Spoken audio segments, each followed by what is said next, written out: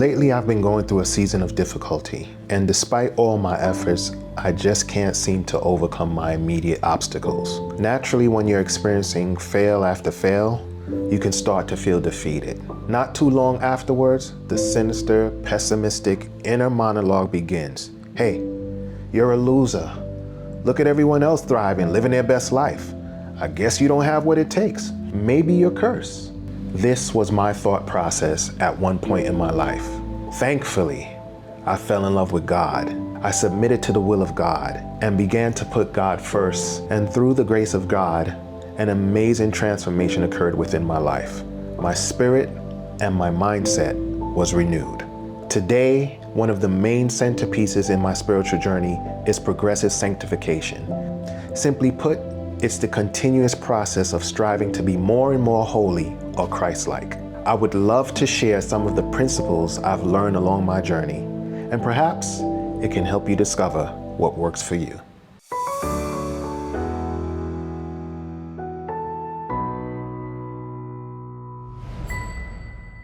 One of the first things is accepting reality. Out of nowhere, you just got hit with a storm. Well, obstacles, challenges are an inevitable part of life. The sooner you embrace reality, the sooner you can navigate through the storm in a healthy manner. Accepting reality and God's perfect natural order is key. There is a day, there is a night. There is happiness, there is sadness. Our life cycle has seasons. Life is constantly evolving, whether you like it or not, even if you choose to remain stagnant. Unfortunately, we live in a society today where the agenda is to alter reality and our perception of reality. For example, the whole obsession of chasing the fountain of youth, anti-aging, or desires of physical immortality. I'm talking about dyeing the gray hairs as you get older, or getting cosmetic procedures to preserve your youthful appearance. Even if you manage to create the illusion of youth on the outer appearance, reality is you will still have senior citizen internal organs. Obsessively trying to make things permanent that are inevitably fleeting is illogical. If you want to make your life more consistent, stable, and pleasurable, and healthy, then you need to learn to embrace all the seasons. I personally like the summer. I'm not too fond of the winter. Well, a healthy lifestyle will require you to make adjustments and learn how to pivot. So that means you put down the surfboard and you pick up the snowboard when the winter comes. And one of the things that can help you adjust is fellowship. And that is attaching yourself and surrounding yourself with folks who organically love the winter. And surprisingly, this may help you discover the beauty in a season you once wasn't too fond of. Letting go of control. Before I took a knee to God, I struggled with control. Relying solely on logic, I thought if I approach something systematically, then certainly I can control the outcome. Well, let me tell y'all, I quickly learned that the only thing predictable about life is that life is unpredictable. I cannot control everything. I am not in control. God is in control. In our lives, we will be faced with a number of unforeseen events that are completely outside of our control. Through the enlightenment of biblical principles, I have learned not to worry or obsess over things outside of my control because frankly, I cannot do anything about it. Simultaneously, I've also learned not to worry about things within my control because I can do something about it. I can't control what someone does, but I can control how I respond. I can't control an occurrence, but I can control my perception of such occurrence. Embrace solitude and silence. Let's start with solitude. Solitude allows you to self-reflect, self-analyze, and gain self-insight. Now, I have to warn you, when you enter into solitude, you may be ridiculed, you may be villainized, you may be misunderstood, but I encourage you to stay steadfast, set your boundaries, learn to say no, and do not let anyone guilt trip you into anything that does not sit right with your spirit. Besides solitude, you also need to embrace silence. Silence filters out the noise and distractions, and that could be someone or something. Silence creates an environment which allows you to receive divine wisdom and guidance. I found that embracing silence and being still, oftentimes I become enlightened with resolution and answers to many unsolved questions that I've had. I was in a season of silence and I remember doing a lot of self-analyzing. I realized that much of my pain was self-inflicted.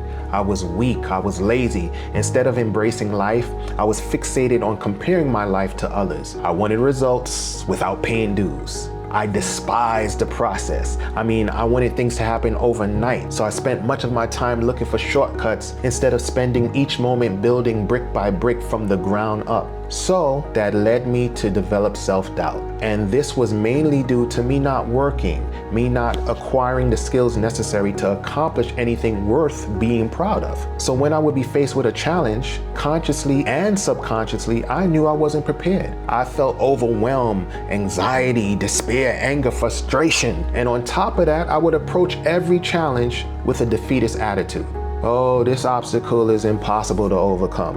Why bother even trying, because in the end I'm gonna fail anyway. Then I would often go into my pity mantra, why me, Lord? Why is life so difficult? To sum it all up, embracing solitude and silence is where I discovered life-changing answers. It allowed me to come to the self-realization that I had a lot of character flaws, and this was indeed the primary factor that was making my life more difficult. Find a healthy way to keep calm. Many of us, when we're hit with a storm or a stressful situation, we immediately go into survival mode. We can shuffle through a series of discomforting emotions, depression, stress, anxiety, frustration, anger. Your only priority in this moment is to stop the pain. When you're in survival mode, you're more vulnerable to make irrational decisions or formulate distorted perspectives. Personally, when I'm in this state, I incorporate prayer, meditation, and yoga to regulate my emotions and create a state of calm. These practices are some of the best ways to prepare for battle. It helps you to avoid operating in a state of panic and allows you to properly assess the situation moving forward. Being in a state of calm will give you the best odds to overcome and win your battles. Compartmentalize your emotional bank.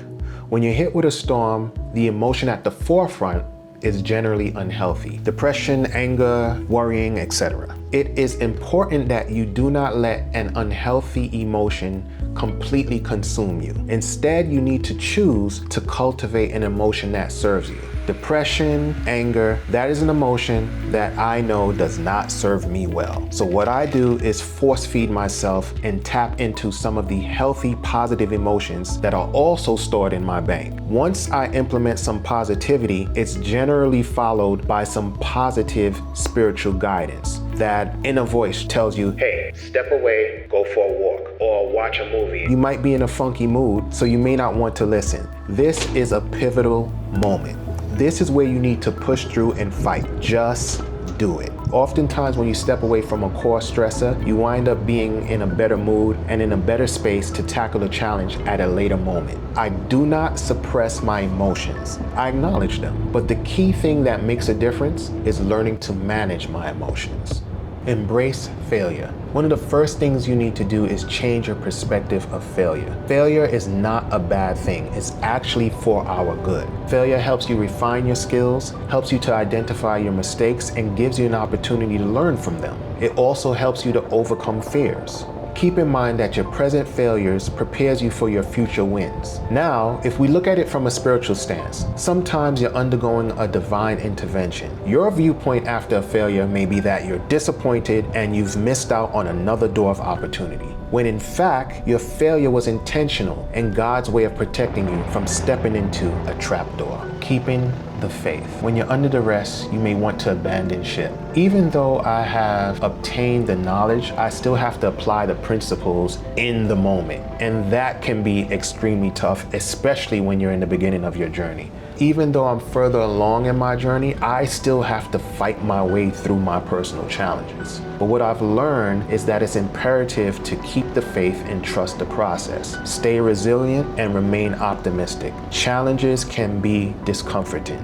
but I assure you with practice, you can build up your tolerance for pain. As you mature in your faith, you will even learn to lean into the pain, channel your warrior spirit, and attack any obstacle along your spiritual path. When you strengthen your faith, you adopt this attitude that nothing could get in the way or stop you from completing your divine mission from God. God is a God of timing. You've tried everything humanly possible to no avail. In life, sometimes you're in the season of waiting. Everything will align and all the solutions and answers will reveal itself in due time. For instance, if you pick a fruit before the harvest, then it won't be ripe.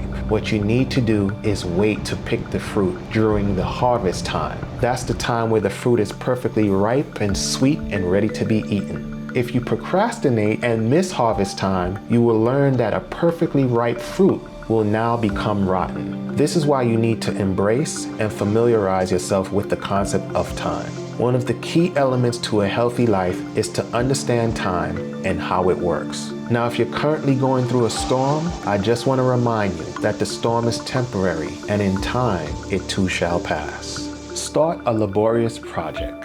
Start building that deck you always wanted to. Take those sewing classes in design and make that dress you've always had in your head. Laborious projects are great distractors and allows you to focus on something outside of your immediate challenges. The great thing about working on a laborious project is you'll be too exhausted to dwell or cultivate unhealthy emotional responses to any of those uncomfortable challenges. Put God first. When you put God first, God will serve as a beacon to guide you through the storm. When you're not aligned with God, it's easy to adopt a worldly perspective, which is often distorted. It can seem like life's navigational system isn't working. The screen is black and the sound is off. This is not necessarily true. Guidance is available, but you're not in alignment. Your divine eyes and ears are not developed, so you can't see the path out of the storm. You can't hear the directions for your next move. When you put God first, you inherit an elevated level of consciousness. You have a full understanding that neither race, gender, finances, environment, or anything are deterrents. If it is God's will, then absolutely nothing is impossible. I just want to leave you with this. God's blessings and inheritance is a gift, not an earned right. You should organically desire to walk a righteous path with no ulterior agendas or expectations. Because truthfully, it doesn't matter what you do or don't do. Any result or outcome is simply the will of God. Coming into alignment with God, you understand that you're a co-pilot and God is the ultimate pilot who is always with you. Since I've adopted biblical principles and have been practicing spiritual discipline, I have to admit, navigating through a storm has become a more tolerable experience. We are humans, so it's tough, it's scary, and it can be challenging. But imagine you're a co-pilot in flight. You get hit with severe turbulence. You immediately turn and realize that you're sitting next to God, who is the ultimate pilot, and all of your fears get overtaken by this overwhelming sense of peace. Now you're undoubtedly confident that you can navigate through the bad weather, and you're reassured that the plane will indeed reach its destination and land safely. True security can only be found in God, and when you come to that realization, it is such an amazing feeling. So hopefully some of the principles I've shared resonate with you and help you get through your personal storms. Thank you for joining me, and as always, I appreciate you. I love you, neighbors, and may peace be with you.